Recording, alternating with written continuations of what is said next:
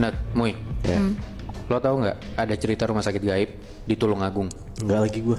Kalau Tulungagung nggak pernah denger sih Bi, tapi setahu gue ada di Bandung. Di Bandung juga ada.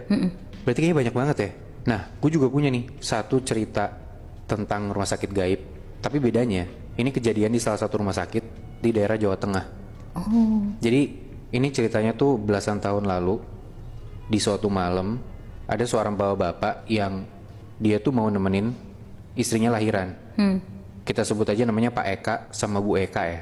oke. Di malam itu Bu Eka ini udah kontraksi, jadi udah bener-bener harus ngelahirin dalam waktu dekat lah. Dan dia harus cepet-cepet dilariin ke rumah sakit buat melahirkan itu. Oke. Nah, karena Pak Eka ini baru pindah ke Jawa Tengah, dia dinas di sana. Jadi dia terakhir kontrol untuk ke dokter tuh di tengah kota, jauh dari tempat dia dinas lah.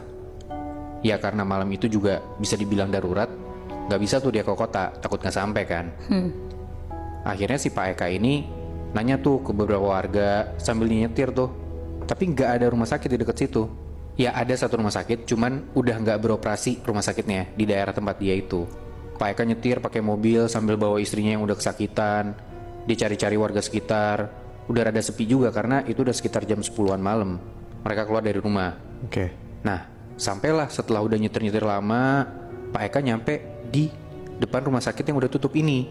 Yang emang dia juga udah tahu ini rumah sakit tutup gitu. Kata warga juga udah pada tutup. Maksudnya udah nggak beroperasi lah gitu rumah sakitnya. Tapi bangunannya masih ada. Bangunannya masih ada Oh. dan udah kelihatan kumuh banget.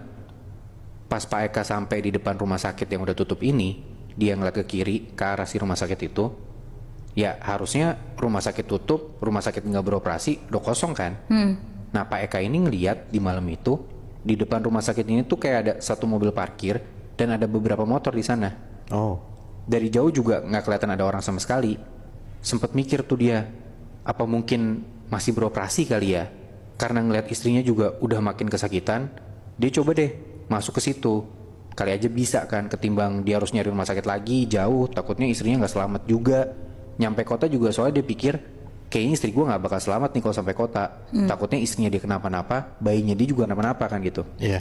Ya udah parkir tuh Pak Eka di depan rumah sakit ini. Dia gendong istrinya ke dalam. Ternyata di dalam rumah sakit itu ada beberapa tenaga kesehatan, Nat, Muy.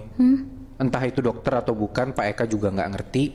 Pak Eka cuma bilang di situ, istri saya mau lahiran, tolong Pak cepet.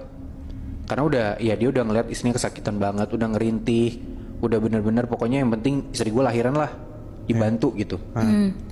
Beberapa orang di dalam situ tuh di depannya Pak Eka itu kelihatan santai aja gitu, diem, tapi gerak ngebantuin istrinya Pak Eka.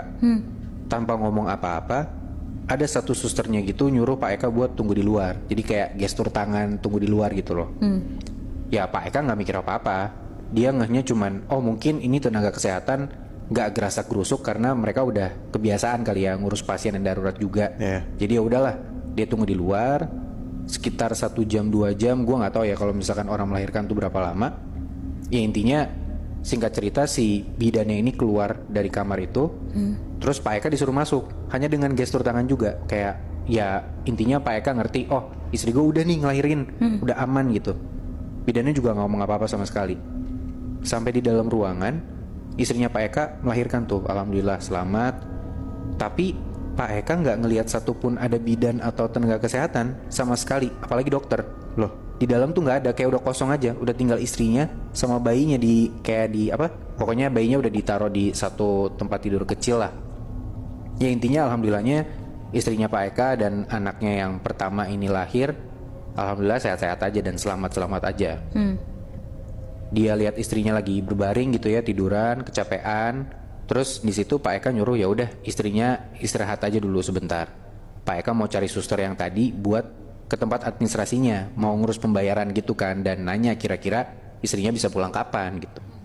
Ya udah tuh, istrinya Pak Eka istirahat, Pak Eka keluar kamar. Tapi di koridor pertama kali dia keluar,